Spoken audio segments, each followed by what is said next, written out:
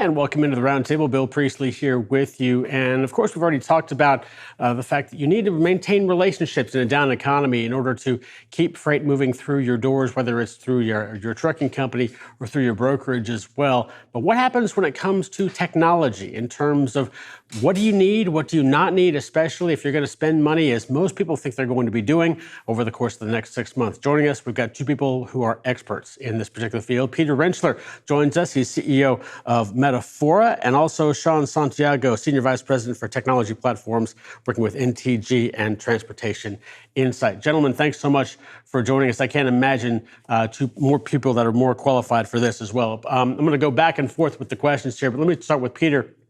As you do a technology audit in terms of trying to figure out what it is that you need, what it is that you really have to buy moving forward, what are your biggest concerns moving forward in terms of what you have to have right now in this economy as you move forward, probably now into 2024?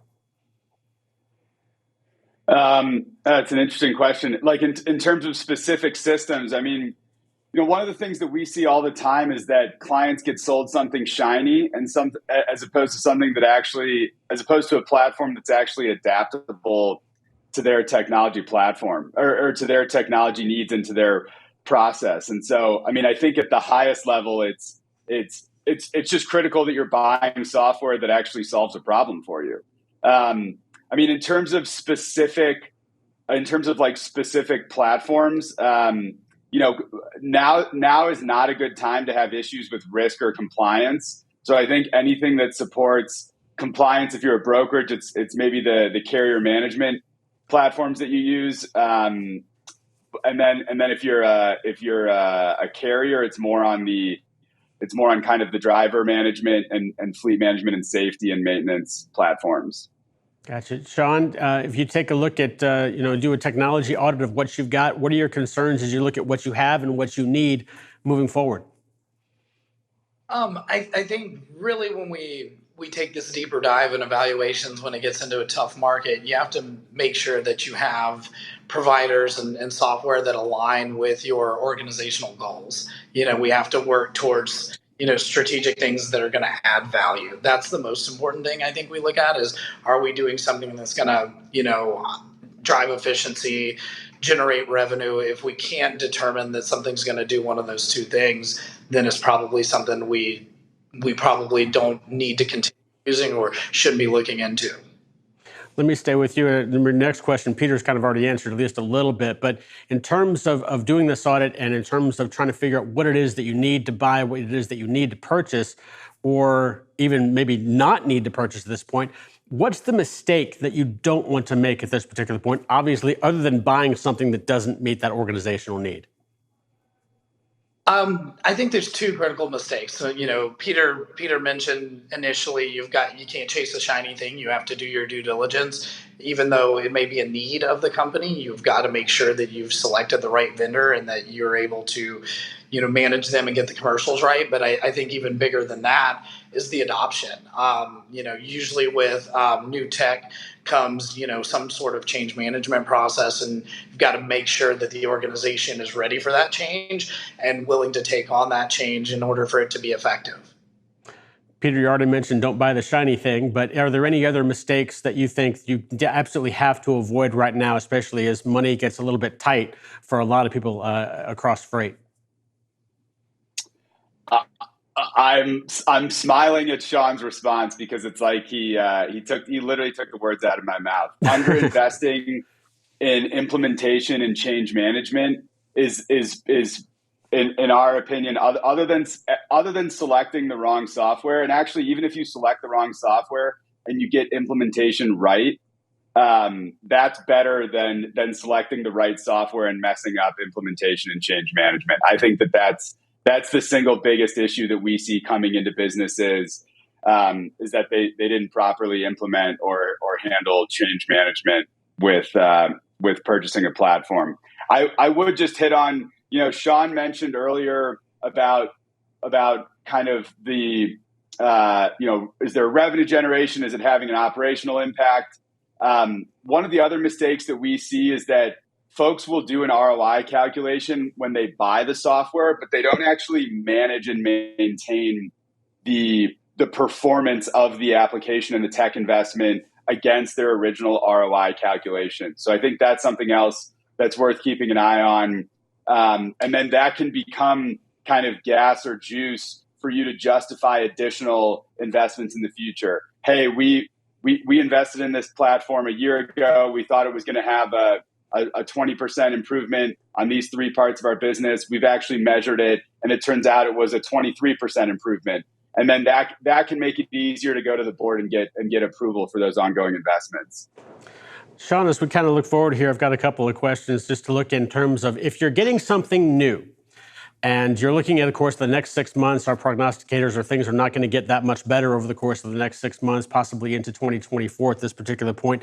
What is maybe an area, granted, everybody's coming from a different perspective in this particular case, but what is one area of technology that you are particularly bullish about when it comes to making the next step, or at least trying to move forward in this tough economy?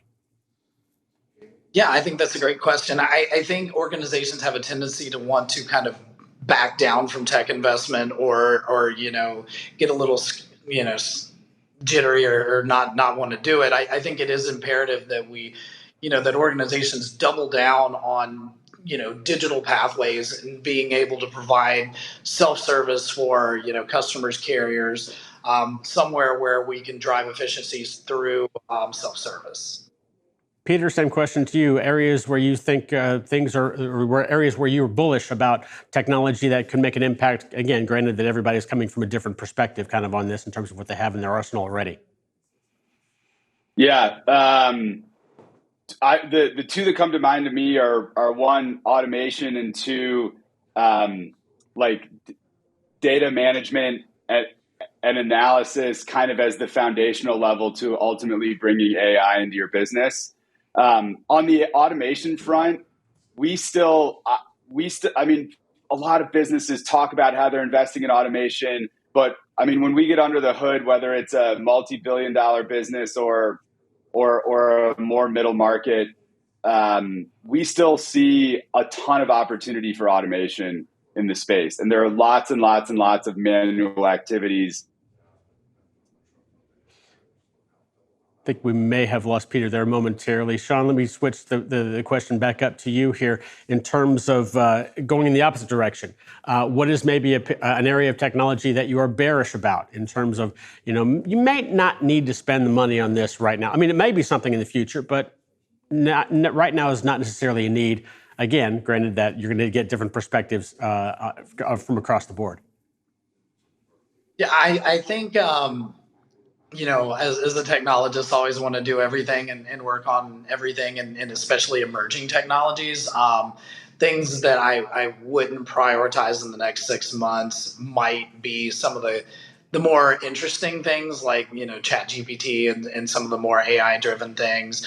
And also kind of anything related to, autonomy or electric vehicles, just because I don't see that in the immediate short term. Obviously, that's coming there, or at least it seems to be coming there in the not near future, but obviously past that as well. Peter, anything that you're bearish about in terms of, again, something that you're not necessarily going to need right now, maybe later. You don't necessarily have to be, obviously gung-ho about it at the moment, or even something that you think may not necessarily be needed anymore. Anything you're bearish about in this technology world?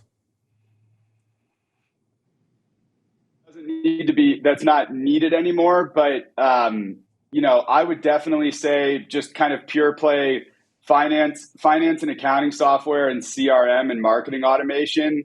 Like assuming that you have something that's been working for you, I have not seen major innovation in those spaces in a long time. And the reality is, like, the platform, the big hitters, the HubSpots and Salesforces of the world have a pretty captive audience and a really strong product. And so, there's a little bit of if it's not broken, don't fix it.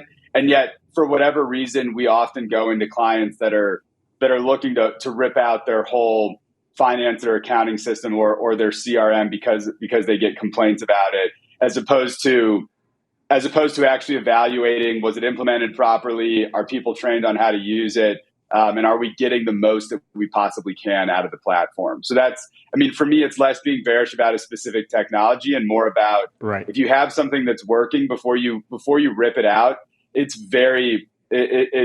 would highly recommend evaluating whether you're using the platform to its full extent right now. That's a ton of the work that our business is doing right now, is around helping people kind of re-implement software to fit their needs. Gotcha. All right. So we've got about a minute left here, Sean. Given the financial situation, money is tight. Money looks to be probably tight for the at least foreseeable future for the rest of the year. Would you do the same thing, occupy the same strategy, regardless of what the financial situation is? In other words, if you need a piece of technology, would you go ahead and get it now, or do you think, all right, maybe we'll just kind of hang back a little bit, just because it's a financial thing that we want to keep all of our dollars as we want them right now? I think if it's part of the organizational strategic plan, you've got to stay the course. And if you have a vision, not good to go in halfway and pull out or something like that. So you definitely want to continue whatever your goals are on the other side of what's going to happen. So I do think it's very important to do that. I do think also, Peter made the point earlier, you have to be able to demonstrate the value of the things that you're investing in and be able to continue to show that. Peter, do you change strategies at all here in terms of what you're doing financially with Freight Tech? I think it's a little situational, typical consultant response. It depends on how big the business is. We've seen companies that were doing 5 to 10 million in EBITDA pre kind of current market rate environment. So maybe a year ago, 5 to 10 million in EBITDA that are close to break even now. They literally don't have the money to make investment in technology, or at least at the same rate that they were. I would also say that back to, we tend to think of technology investment in a few categories of do now, do soon, do later. And I think if there are things in the do soon category that are a little more speculative in terms of the ROI, I might hold off on making 5 of those bets and only make 1 or 2 of those bets, and then focus more on, hey, there's a very clear impact that this can have. Back to some of the commentary that Sean made. So I think it's a little nuanced. Gentlemen, we're going to have to hang it up there. It's been a great discussion. I wish we had about 10 more minutes to keep on talking. But Peter Rentschler and Sean Santiago, thanks so much for joining us. Thanks for having us. Thanks for the time. All right, we'll take a short break, and we'll come back with more FreightWaves Now after this.